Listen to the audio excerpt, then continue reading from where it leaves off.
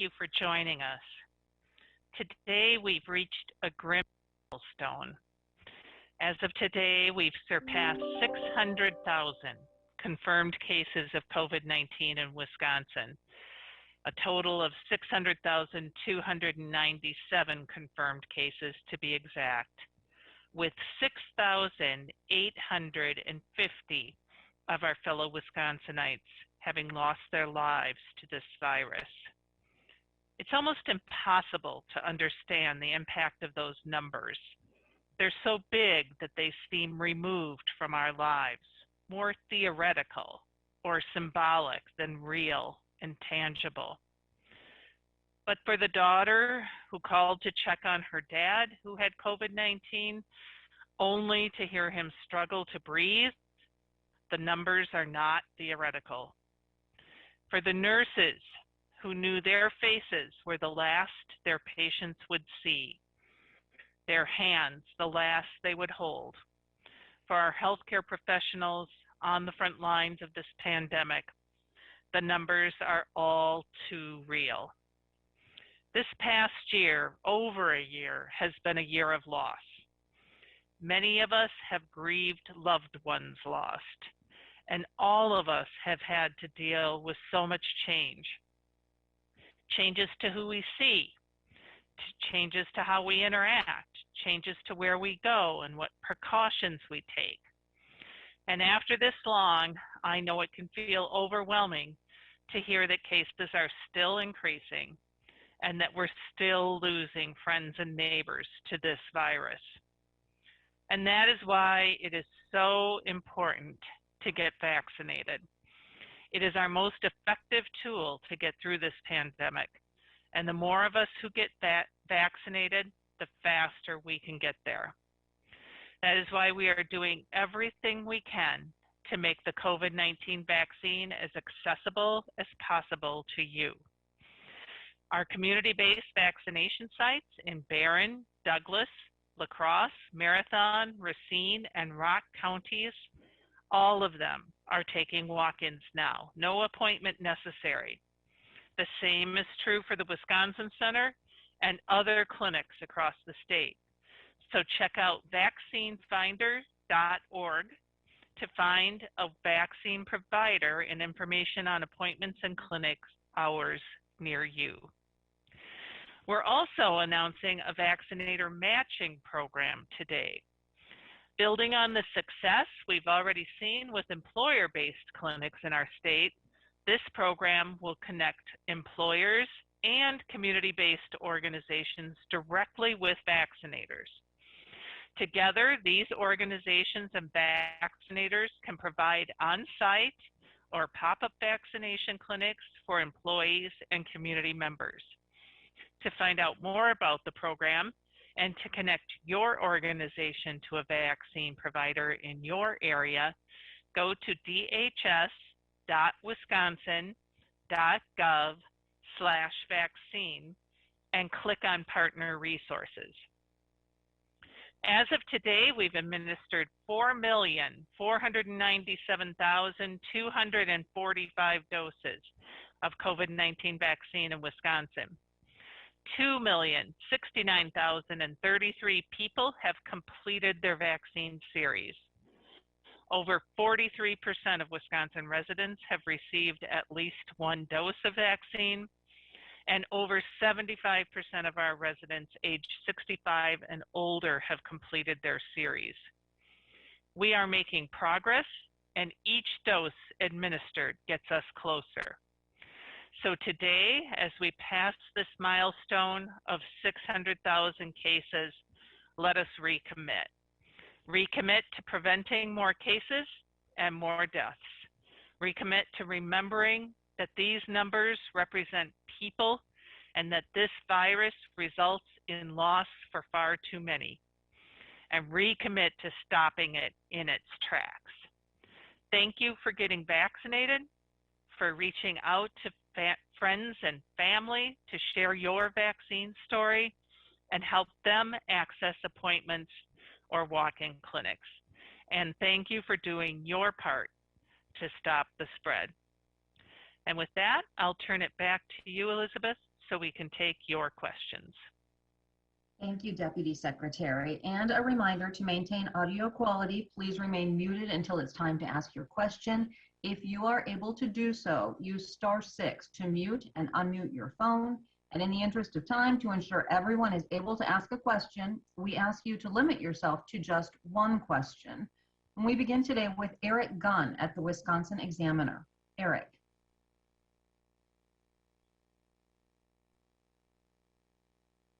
Hi, thank you for taking the question.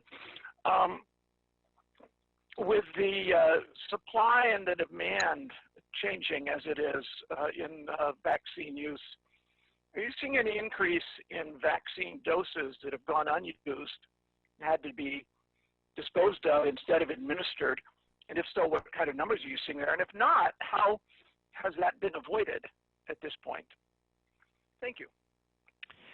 Yeah, Eric, that's a great question. So, you know, as we've talked about all along, this has been a challenging vaccine to administer, both because of the fragility of the vaccine, the storage requirements, and the multiple doses per vial. And while we've gotten really facile at the storage requirements and how to handle vaccines that have required ultra cold freezer as the Pfizer vaccine does, or just freezer as Moderna, or refrigeration as J&J does.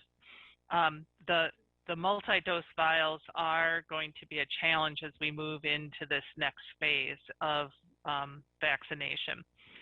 So as always, I want to give a big shout out to our vaccinators who are working very hard to use every single dose. I was talking with a vaccinator this week in a big health system, and they're in a metro area, and when one clinic opens a 10-dose vial of Moderna vaccine, they put a report out on Teams so all the other clinics in their community know they have a vial open, and if a clinic, you know, across town needs 3 doses, they let them know, and they are transporting those 3 doses over to that clinic to maximize the usage of that 10-dose vial. This is the kind of cooperation and coordination we're going to need amongst our health, particularly our health system vaccinators, as they move vaccine into clinical settings instead of mass clinic settings, which will be so critical for us getting this vaccine into more arms. But you are correct.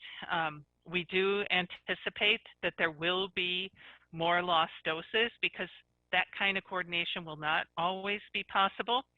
And what we have said to our vaccinators, and we have consulted with CDC about this, is what's most important is that we don't miss any opportunities to get a vaccine into arms. And so there will be more opportunity or more incidences where you have a 10-dose vial, and you know, in the early days of vaccination, you might have 8 doses left at the end of the day, and you could walk out the front door and say, does anybody want a COVID vaccine? And you'd have 30 people raise their hands and want to get a vaccine. That's not as true anymore, and so the likelihood that those doses will be wasted is increasing. Just to give you a sense, we are seeing you know, in the range of 1,000 to 2,000 wasted doses over the last, or lost doses. I'm not going to call them wasted. They're just lost because of the storage requirements of this and the inability to use them, because we are working to get every dose into arms. So 1,000 to 2,000 doses per week, whereas earlier in the campaign, you know, we were only seeing in the hundreds. So it is a consequence of where we're at in the process. We still are encouraging our vaccinators to be as prudent as they can be and use every dose as possible as they can, but also please don't waste opportunities. If you have someone who wants to be vaccinated in front of you, puncture a vial, get a dose out, and get that person vaccinated. Thank you for that. Let's go now to Elizabeth Wattis, WMTV in Madison. WMTV.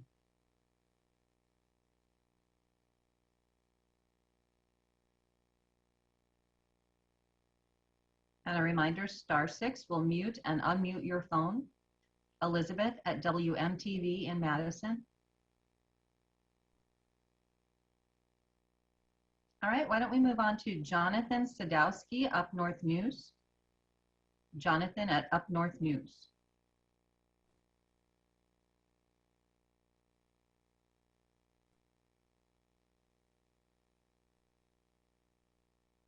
Okay, we'll try to get back to them. Scott Bauer, Associated Press. Scott Bauer.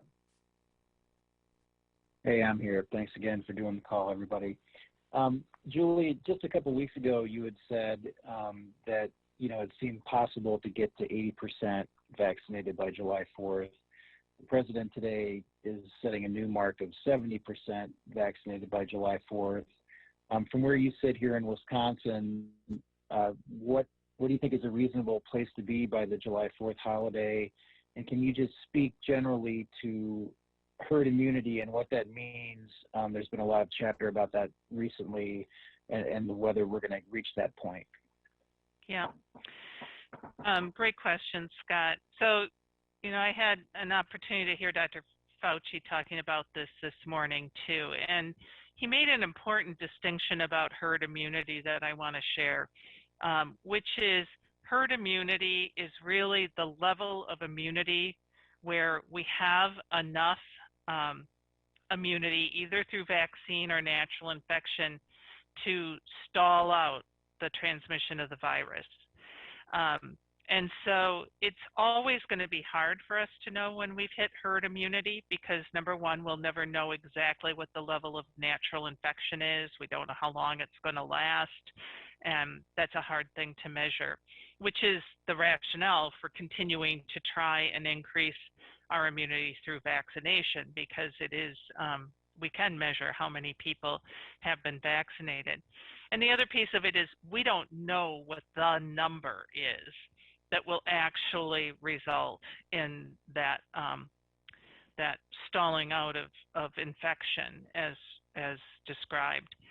So the bottom line for Dr. Fauci was we need to be less obsessed about the number of herd immunity and more focused on the value of continuing to increase vaccination because that is what will get us there. And so it's very difficult to make predictions about where we'll be by when. It's very clear we're not going to keep going up a percentage or two every day at this point in time. The cohort of people to be vaccinated is much smaller than it was when we started. If you think about on December 14th, Wisconsin has 5.8 million people. About 80% of them were of the age that they could receive this vaccine, so 4.6 million people.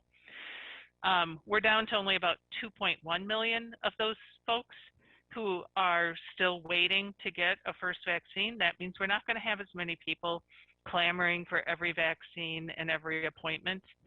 And the people who felt most at risk are likely the people who have already received their vaccine. So we are now talking with people who may certainly be interested in getting a vaccine, but it'll be on their own timetable, it'll be on their own schedule, and they may not be quite as eager. Here's a great example. I was speaking with people at the university this week talking about students getting vaccines. We've hit this period of time where it's really easy for anyone to get a vaccine right as the end of the semester is hitting, right? So the students are focused on studying, finishing papers, preparing for final exams, getting ready for final exams. And, if you're thinking I can get a vaccine in May or I can get a vaccine in June after school is out, you're more likely to say, I'll just wait till June and not risk getting sick in the middle of ending the semester and preparing for finals. So it's a long way of saying it's hard to predict now because the group that will be receiving vaccine is going to continue to raise their hand and come forward, but not at the pace that they once were.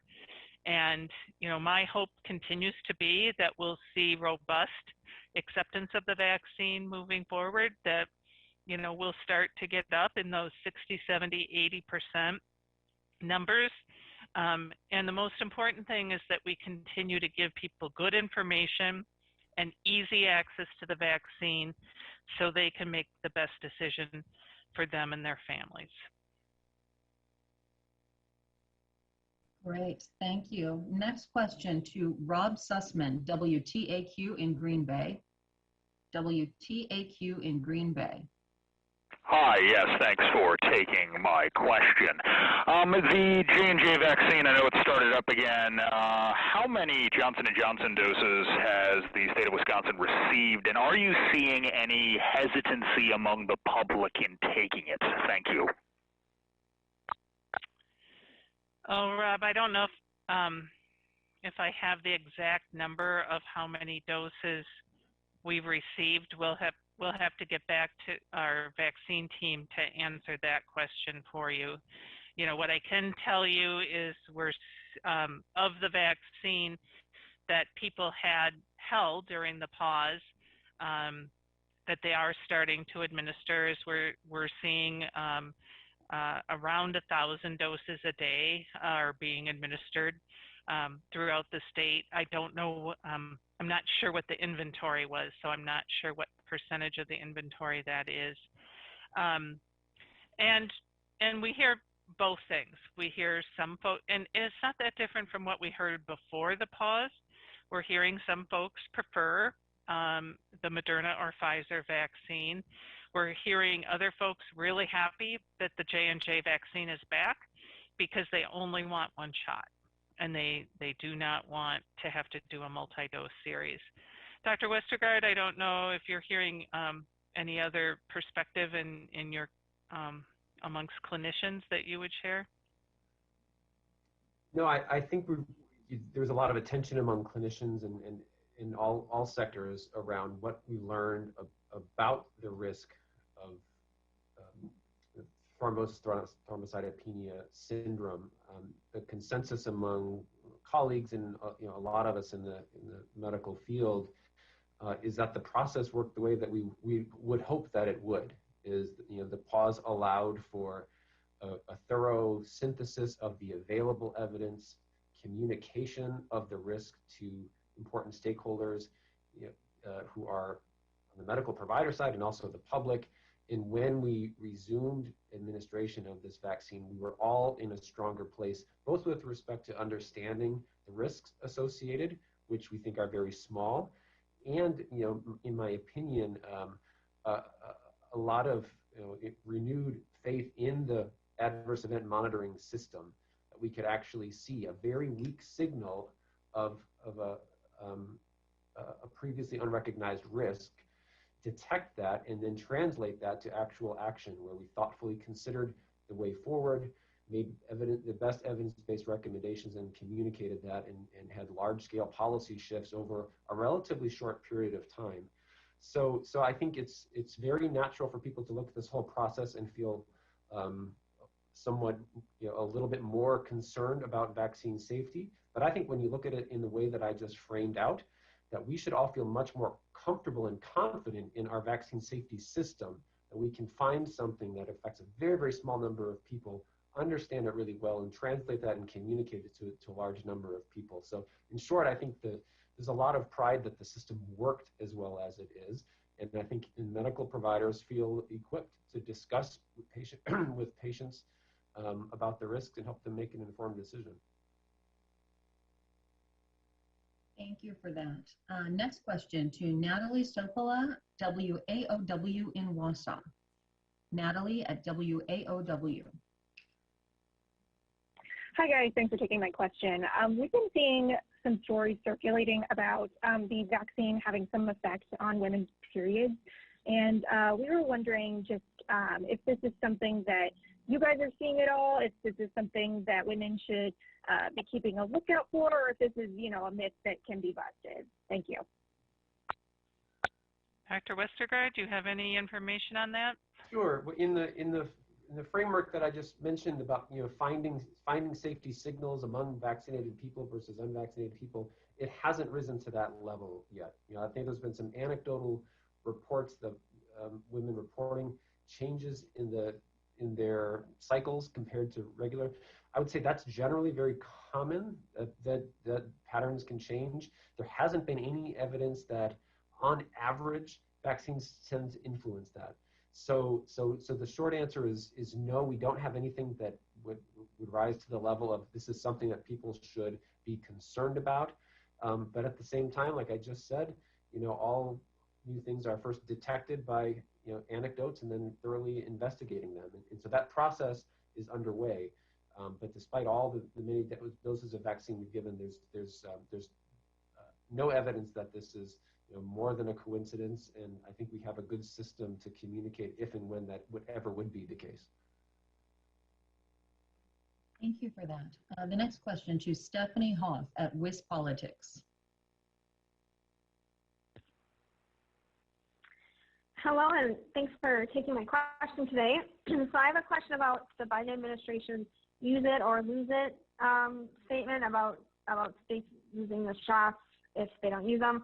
And I'm just wondering if Wisconsin is in any danger of losing any COVID shots if we're not using them. I mean, how is this new approach impacting our state?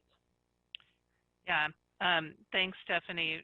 I was able to be in a briefing this morning where this new policy was presented, and I think it's a rational policy moving forward to maximize vaccine across the country, and I do not believe it puts Wisconsin at any risk at this point in time. A couple of things I'd add. So first of all, the policy gives each state their weekly allocation based on population, the way they have been providing a weekly allocation to each of our states throughout the whole vaccine distribution period. And so Wisconsin loses no doses in our weekly allocation. And so as long as we order all of our doses, we will have them. If we don't order all of our doses, then any doses that we don't use that week will be put into this pool that can be requested from other states who need more vaccine. And then the next week, the whole clock starts all over again. We'll still receive our weekly allocation, and so it does not affect your future week's allocation. So I think it's a smart and wise way to think about how to maximize the use of doses throughout the country.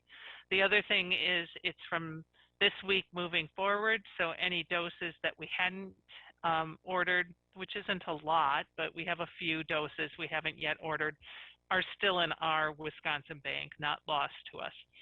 So I think it's a very rational approach, and in a way that if there are states that are not using their full allocation and others that need more, we'll be able to move those doses around the country without penalizing any state. Thank you. Let's go now to Denise Lockwood, Racine County I.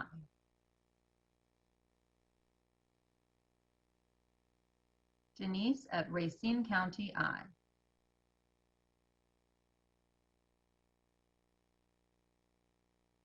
No? All right. How about Michelle Melby, Fox 11 in Green Bay?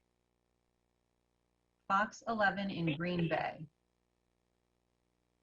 Hi there. Can you hear me? Yes, go ahead. Hi, I'm just wondering if there's any thoughts from the state or guidance on the possible expansion of eligibility for younger teens with the vaccines. Thanks. Well, let me talk about it from a logistical standpoint, and then I'll ask Dr. Westergaard to comment on it from a clinical standpoint. So, we're eagerly awaiting the Federal Drug Administration's assessment of the Pfizer application for 12 to 15-year-olds. And as we have done with every vaccine up until now, We will follow whatever guidance they provide. If they do issue an emergency use authorization and the Advisory Committee on Immunization Practice recommends use of the vaccine in 12 to 15-year-olds, we will be ready to distribute that and support our vaccinators in administering that vaccine.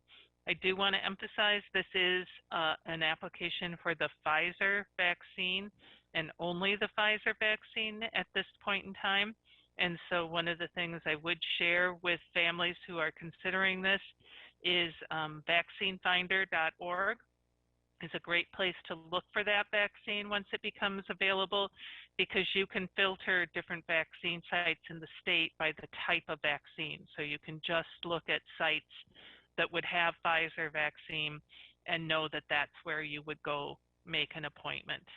So those are some of the logistical pieces about this. We're certainly preparing for it and we'll be ready when and if it happens. But Dr. Westergaard, what would you say from a clinical perspective about this application? Sure. You know, the clinical evidence, meaning the full set of data that was collected and analyzed in the clinical trial, hasn't been published, but it's been described and summarized at the same time that the company submitted their application for authorization to the FDA.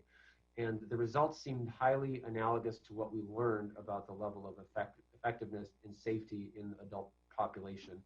So that was terrific news. It will depend on how the federal agencies review the totality of data, and they'll make their recommendation.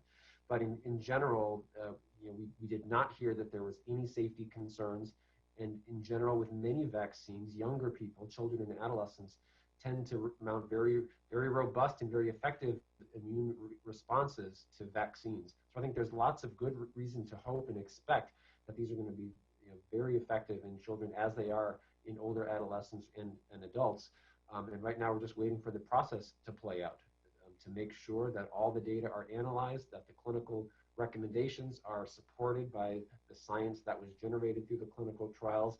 And we're very hopeful that as this all comes together, we'll have another segment of our community that's eligible for vaccine, hopefully very soon. Thank you for that. Next question goes to Danny Maxwell at WKOW. Danny.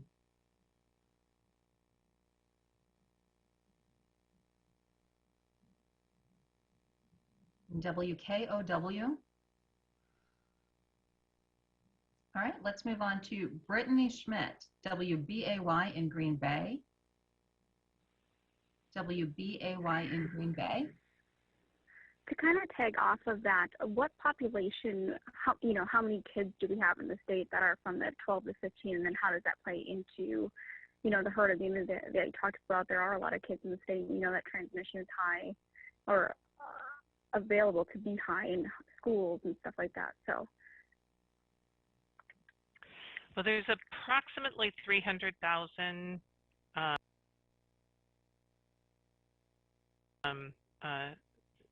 children in that age group.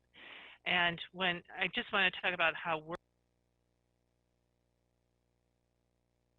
I would ask Dr. Westergaard to comment about the impact this will have on children in schools. So on our website, when we are reporting percentages of people who are vaccinated, we are reporting out of the total population. So when we say 43.4% currently have their first vaccine, that's of the total population, of which almost 20% right now are not eligible, because that's about how many people are under the age of 16 in our state and not yet eligible for vaccine. So how it assists with when we think about herd immunity is there's now a new population of people in Wisconsin that are eligible for vaccine that can contribute towards moving that more complete component of the population forward in terms of being able to receive vaccine. So if we think about a target of vaccinating 80% of the eligible population, we're actually doing much better. We have 54.4% of the people who are currently eligible to get vaccine who have received it. But we report based on the total population because that's who we need to have immunity in order to do, as I was speaking about before, stop the spread of the vaccine in its tracks. It's of the total population. And you've seen it. And I'm going to turn to Dr. Westergaard, but as he has described and we have demonstrated on our website, who has the highest rate incidence of infection right now? It's children under age 18 who are not eligible, largely not eligible for vaccine, and who has the lowest incidence of infection right now are people over 65 who have the highest rate of vaccine. So Dr. Westergaard, what more would you say about the impact of expansion to children 12 to 15 on our scenario here? It's absolutely going to help. You know, not as much as if we took it all the way down to age 6 months or birth, right? But I think another helpful way to think about herd immunity and what that gets us is to think about it from the virus's perspective. Essentially, the virus is trying to not go extinct, right? It's trying to spread its genes so it can continue. And in order to do that, the virus, when it's growing inside a person, an infected person, it needs to find another susceptible person to complete its life cycle and have billions and billions of offspring to go infect other people.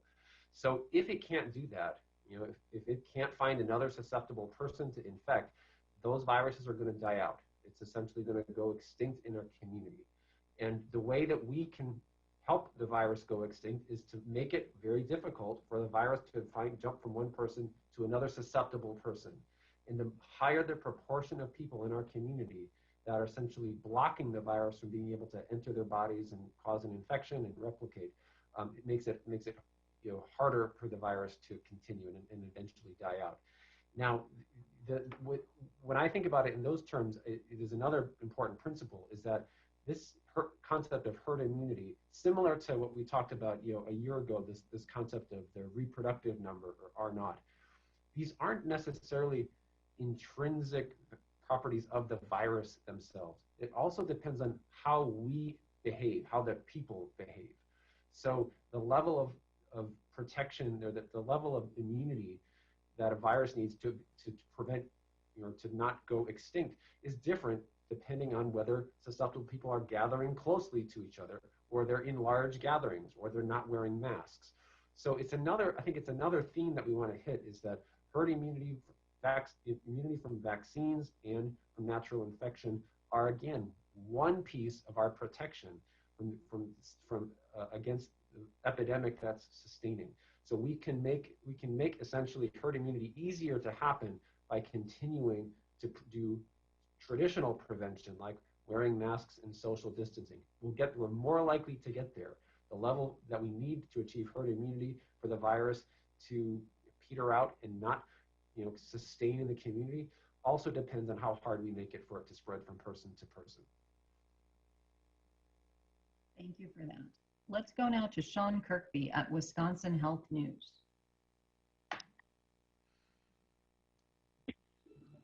Hi, thanks for holding this. A few weeks ago, demand was still outpacing supply of COVID-19 vaccine in Wisconsin. Is that still the case?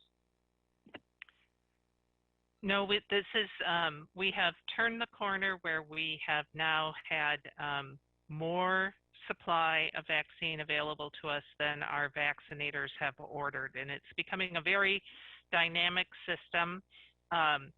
What we saw last week is a number of vaccinators who had requested vaccine on the survey they'd done 2 weeks prior, canceling some of their orders because they had sufficient inventory and they did not want to build up their inventory any further. And so, as you are aware, since December, we have distributed our vaccine based on a weekly or a bi-weekly survey system. And now that it seems like supply and demand are evening out here, we are preparing to go to an on-demand request system for our vaccinators. And so they'll be able to just request how much they want, we'll be able to order it and get into a more natural cadence as we do with many of our other vaccines moving forward. Thank you. The next question goes to Madeline Anderson at Fox 6 in Milwaukee. Fox 6 in Milwaukee. Hi there. It's been nearly 3.5 months, I believe, since people 65 and older in Wisconsin became eligible for the vaccine. And as you mentioned, I think 75% have completed their vaccine series. Has that population kind of reached its threshold for vaccination rate? And have you heard from people in that age group about why, 20% or so just haven't gotten the shot yet? And then does that concern you for the rest of the population's vaccination rate, since people 65 and older are among those most motivated to get the vaccine? Thank you. So I think a couple of things I'd say about that. One is we're not done. We've, again, you have a early surge. The people who are most eager get vaccine first. Of course, we also had the federal pharmacy program that provided vaccine to a large portion of that population who live in long-term care facilities, so a very targeted outreach to that population. But every day, if you watch the 65 plus numbers, you'll see them creep up a little bit more. I think we're at 81.1% of people who have received their first dose. So we continue to hear and see people who are in that category who did not over the last 3.5 months opt for vaccine, but are now. We're also, need to continue to make vaccine more accessible to people. I continue to hear stories of people who are frustrated with online appointment systems, with,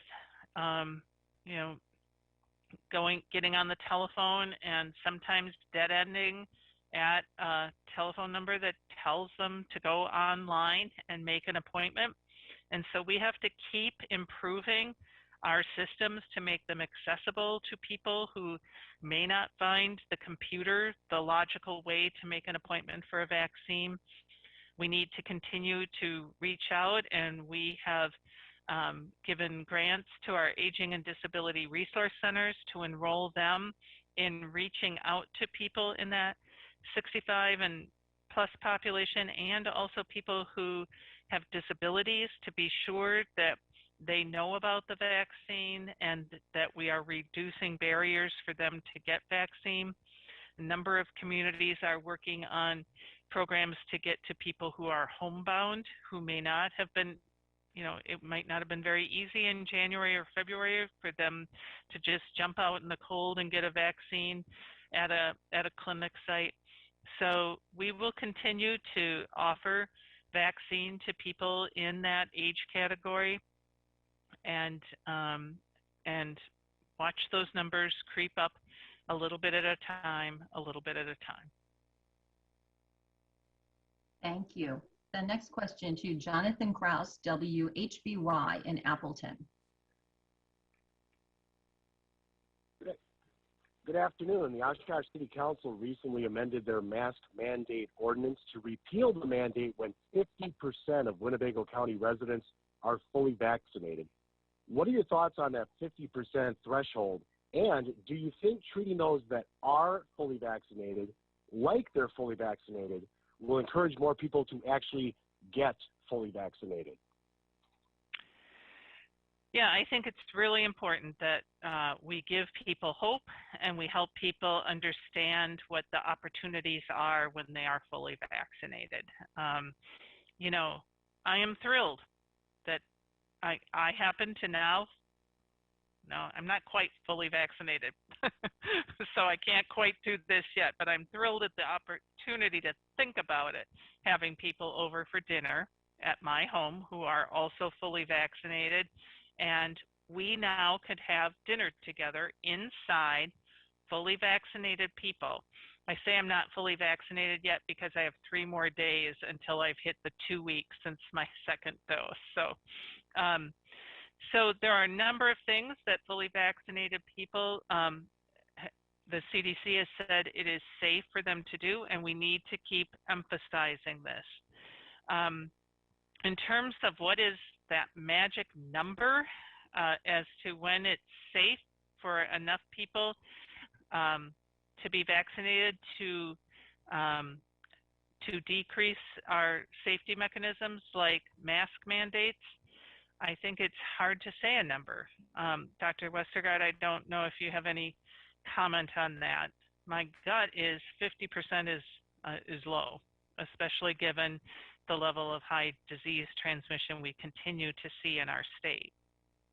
Yeah, that's what I think as well, is that it's for the proportion of people vaccinated is probably the biggest, most important piece of the equation, but it's not the whole equation. The level of transmission in a community also tells us how effective it is. Because vaccines aren't 100% effective for anybody, there's some residual risk for people for fully vaccinated, and that's going to continue to be the case until we have very low levels of transmission. So I think it's the spirit of policies like that, to set a goal and to provide some incentive and hope that there are things that we're going to be able to do to get back to normal once our community is mostly vaccinated are really good. But I think we want to hesitate and be very careful about making those levels arbitrary without paying attention to the level of disease transmission in a community, because that also influences the risk. And the updated CDC public health recommendations for people who have been fully vaccinated really capture some of those nuances, and understand that as a whole community, when there's a group of people who are vaccinated and unvaccinated, and there's still community spread, we probably don't want to do away with masks altogether until we're very confident that the epidemic has been controlled.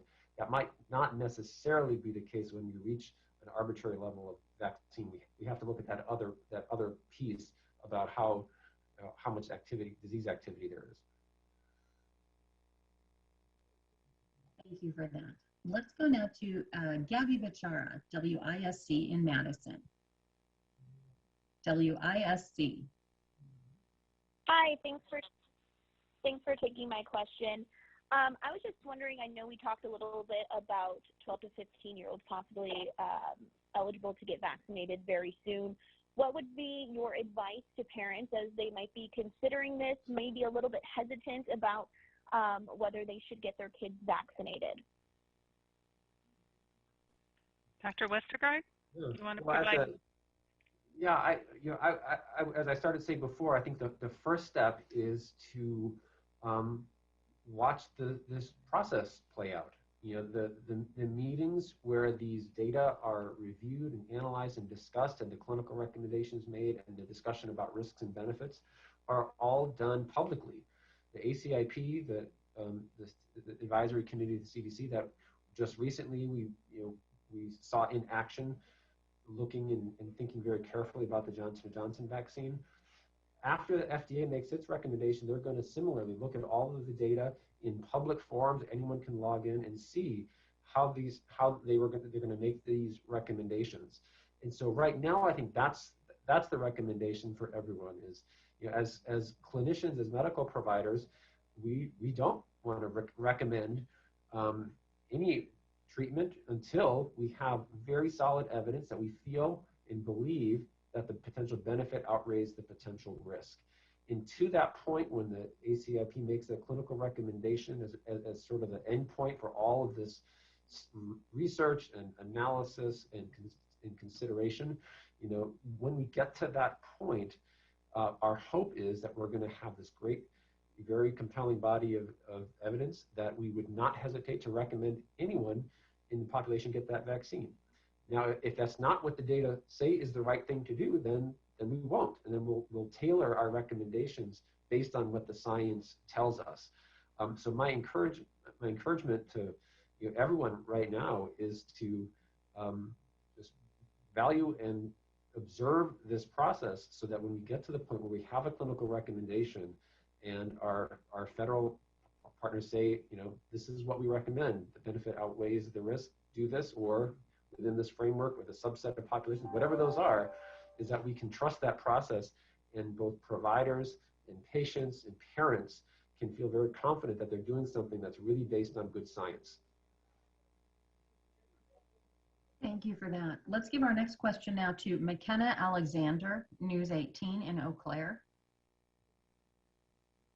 Hi, thanks for taking my question. My question pertains to, so obviously right now the eligible age group is 16 and up, which is also the age where you can drive. So for this possible 12 to 15 age group where obviously they can't drive themselves to get a vaccine, what is kind of planning looking like as far as distribution? Will schools be involved? What's just kind of the outreach plan for that? Thank you. Yeah, anytime we're doing a vaccine for a large population of children, we're going to look at multiple avenues for that. Many people are going to want to secure this vaccine with their normal healthcare provider, and so we have been working with our healthcare systems to be sure that our pediatricians have access to vaccine in their clinics, so increasing accessibility that way. Many parents want to take their child to their primary care provider for that. Likewise, our community-based vaccination clinics, those that are providing Pfizer vaccine are all ready to provide vaccine to children 12 to 15. They've already been doing that with children who are 16 to 17 and have worked through consent procedures for that. You're absolutely right. Sometimes children who are 16 and 17 can show up because they can drive. That's less likely to happen with children who are 12 to 15, obviously, because they can't get there on their own, although I suspect it might be bicyclable from a few locations. And like you mentioned, we're also working with schools. We have worked with schools on the 16 and 17-year-olds as well, and providing opportunities to either vaccinate at school, or in some cases, schools have looked at busing children to a community-based vaccination site for vaccine, and so looking at opportunities to use a school-based setting for this. You know, we're getting very close to the end of the school year, so I suspect our community-based venues and our healthcare system is going to be a more viable option for many families for this vaccine as we move into the summer months. Thank you for that. Let's give the next question to Emily Davies, WSAW in Wausau. Emily. Good afternoon. My question is in regards to the hospitalizations of current cases. So North Central Wisconsin, which is where we're located, is the only area that is growing in patients and hospitalizations. So I just wanted to see if talking with hospitals there or local health departments, if you guys have any indication as to why there is seen a growth. And if you can just confirm that the hospital and ICU beds, that's total available beds, not just COVID available beds. Thank you. Yeah, it's total available beds. If you're referring to the beds on our website. Also, I think the WHA has total available beds available on their website as well, too. So just to clarify that. Well, hospitalizations grow when cases grow, and we know that. We know when we see increases in cases that within the next usually 10 to 20 days, we're going to see increases in hospitalizations. And then shortly after that, we're going to see increases in deaths. That is a pattern that has been well established throughout this pandemic. And we have seen it most recently, 4 to 6 weeks ago, we saw some rise in cases after a long period of time of our 7-day averages being down in the 300 to 400 range, and they started to rise up into that 600, 700, 800 range again. And you're going to see more hospitalizations when that happens. And that is indeed what we've seen. We have also started to see on the western and northwestern part of the state higher disease activity.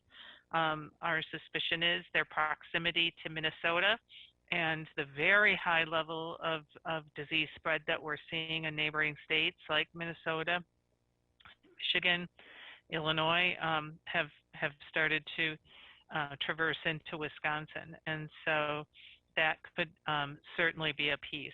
I do want to emphasize that we have no evidence from any of our hospitals, even though that they are, some hospitals are seeing an increase in cases.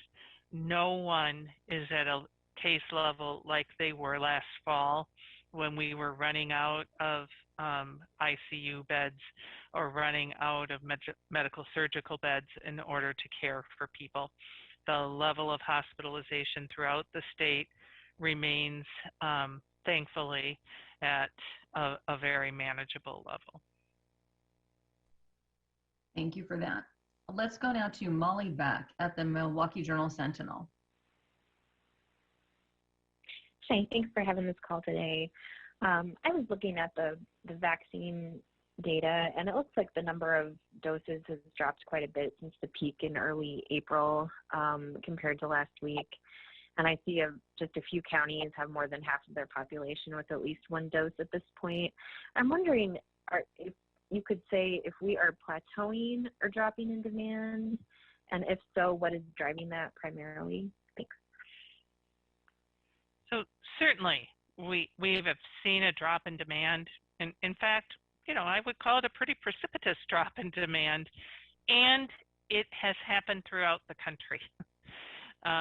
I meet regularly with other state health officials, and in many, many states, we saw a huge surge in requests for vaccine and demand for vaccine, and especially before we had enough vaccine.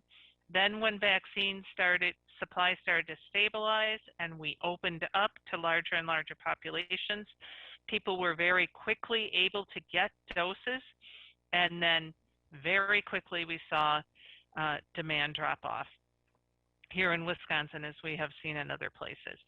And again, I also think it's really important for us to remember part of the reason demand has dropped off is we have vaccinated so many people. Again, we only have 2.1 million eligible people currently right now who have not received a vaccine, compared to 4.64 million a few months ago. So just think about that. That's over double the number of people for every dose out there a few months ago. So the pool is smaller, and the people who are most eager or most anxious or most committed to getting vaccine largely have been able to secure a vaccine. And we are now working to get vaccine to people who either didn't have as much information, didn't have as easy an access, didn't have as much desire. They may be interested or somewhat interested, but they may need a little bit more information, a little bit more coaxing. And so we will continue to administer vaccines every day. Thousands of more people are starting their vaccine series, but we're not going to see tens and hundreds of thousands of people starting their vaccine series every day. So now is, if you climb a mountain, you climb and then you go on a plateau, right? And so, we've done the big ascent and now we're on the plateau. I don't know if there'll be another big ascent. Perhaps as we add new populations of children, we may see sudden surges in requests for vaccine for a new population.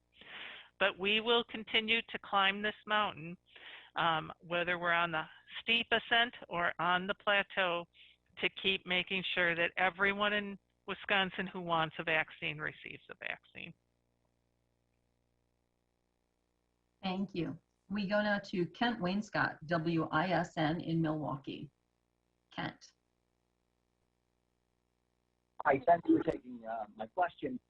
Julie, you just mentioned that you have seen surges whenever you've opened up eligibility to new groups, and you might anticipate that with the 12 to 15 age group if and when they become eligible. But not all vaccinators are administering the Pfizer vaccine at the moment. Do you anticipate having to adjust the vaccine disbursements to make Pfizer available to more vaccinators? Yeah, that's a great question, Kent. one of the things earlier I was describing, we're going to go to an on-demand system for vaccine. Not only will that allow our vaccinators to just request vaccine as they need it, but we have also gone to allowing them to request what type of vaccine they would like to receive. So I do anticipate more of our vaccinators who have been relying primarily on Moderna or J&J, who have pediatric populations, may start to request supplies of Pfizer vaccine. And again, this is something I really want us all to express our great appreciation to the vaccine team here at DHS, because they've done an outstanding job of creating a system where we can get Pfizer anywhere in our state to vaccinators. It's a little bit more challenging because once it's out of the freezer, you only have so much period of time to use it. Thankfully, that time period has increased as we've learned more about the vaccine. But it does require a partnership on the part of vaccinators to make a really good estimate of how many people they have to vaccinate, communicate that to us, and then us to get that number of vaccines to them. But Wisconsin has done an outstanding job of getting Pfizer into rural areas of our state.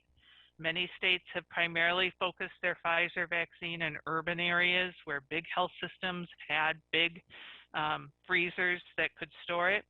And we have had just great cooperation with health systems across the state who have stored the Pfizer vaccine for us, and then this great system of redistribution to smaller providers. So it is a great question. And I'll be frank, when it comes to kids, you may have to drive a little farther to get a vaccine because some providers may just not feel able to handle all the intricacies of the Pfizer vaccine, but we'll do everything that we can to help prepare them and deliver the vaccine to them. I suspect we'll never have it in 100% of locations, but our system will accommodate expanding to further locations. Thank you. Let's give the next question now to Rose Schmidt at CBS 58. CBS 58. Hi, thank you for taking my question. I appreciate it. We recently spoke to Senator Ron Johnson, who downplayed the effectiveness of masks, especially in schools. He is claiming to us that since children are not as likely to die of COVID, that masks should not be mandated in classrooms. I guess, what would you say to that, and how crucial are masks to keeping COVID out of classrooms and schools? Thanks for your time. Dr. Westergaard, would you like to comment on the effectiveness of masks? I think masks are our #1 most effective tool to prevent the spread of COVID-19 indoor school settings. And I think the science is pretty clear on this. There's very, very good evidence to say that children don't have natural immunity. They become infected and they can spread the virus to others, both in their age group and in vulnerable older adults as well. So protecting the community means protecting every susceptible person to this infection. And in the absence of vaccine derived immunity, we need to do all those other things to prevent susceptible people from becoming infected, both to protect their health, and it's also very wrong to trivialize the potential for severe illness in children, because it does happen, both severe illness and also potentially long-term sequelae, such as we call post-acute COVID syndrome. So children are not, it's true that they are at lower risk for severe disease, but their risk is not zero, and the risk and the consequences can be serious. So we need to use all the tools we have to prevent infection among children. Masks to prevent the spread of infected respiratory particles is probably the cheapest and most effective thing that we have. So the last thing I'll say about that on mandates, and when I've given scientific presentations about this, it's something that I talk about a lot, is that mandates are, no one likes rules or making things required. But behavioral science, social science tells us that when you do that, when you make things not optional, or when someone in a leadership position says, we're going to do this so we can all be on the same page and all protect each other, that makes a huge difference. We studied this on campuses. We saw that in these settings where there was a rule that sort of set the social norm for mask wearing, it was easy for everybody to do it. When you make it optional, people have to weigh, well, what are people going to think about me? Am I going to be judged for wearing or not wearing a mask? And when you do that, it just becomes complicated, and people tend to wear masks less than they might be comfortable than if they were comfortable wearing a mask in an environment where it was the rule or the accepted norm. So our recommendation and the recommendation of CDC for preventing disease in school settings is universal and correct use of face masks. And I strongly disagree with right now, given the level of community transmission and the low level of access to vaccines for people younger than 16, that we make masks not optional in school settings, but the norm in school settings until we're in a place with the epidemic that transmission in the community is low and we have high levels of vaccine-induced immunity. Thank you for that. Now to Tom Durian, TMJ4 in Milwaukee. Tom.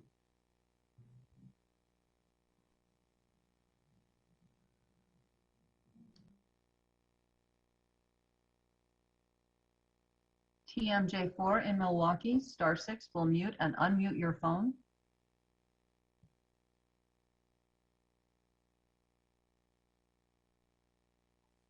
All right, well, moving on to the final outlet on our list, Wisconsin State Journal.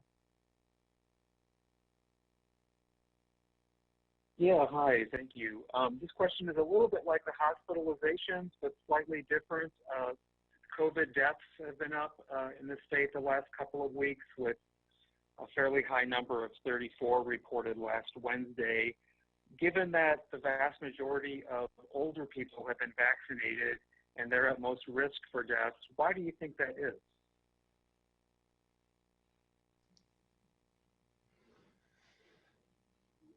Dr. Well, Westergaard, would you like to Sure. comment? There's probably not one explanation, but a subset of, throughout the epidemic, a subset of people and have died. So there's no age group where we've not had fatalities. One thing that has changed in the epidemic in the past 3 months is that the virus that's circulating in the community is in fact deadlier than the strains of the virus that were circulating 6 months ago. We did not initially realize this or recognize this when the B117 variant of concern was detected in the United Kingdom in late 2020. It was very clear initially that it was more highly transmissible, meaning it spread more quickly from person to person. But it wasn't immediately apparent that it caused more severe disease. That took some additional research and some additional analysis. When they did that analysis, they found, by comparing people who had the B117 variant and people that had the previously common variants, that there was a higher rate of deaths among those when you adjust with B117, when you adjust for comorbidities and other factors. The estimate from the largest single paper on this was that it's a 64% higher risk of death among the B117 variant than the not variants of concern. So in Wisconsin right now, greater than 60% of the viruses that are circulating are the B117 variant. So in the community, the virus that is spreading is more likely to cause severe disease and death than the virus that we had 6 months ago, and that's likely the case in all age groups. All right, thank you so much for that. And we are over time, so we will have to wrap up today's briefing right now. We want to thank Deputy Secretary Julie Willems-Van Dyke, Dr. Ryan Westergaard, and all of you for participating in DHS Media, and continue to monitor the DHS COVID-19 web pages for data and guidance. You can find additional information on the websites of the Governor, the Department of Workforce Development, the Department of Public Instruction, the Department of Children and Families, and Wisconsin Management. Be safe and have a great afternoon.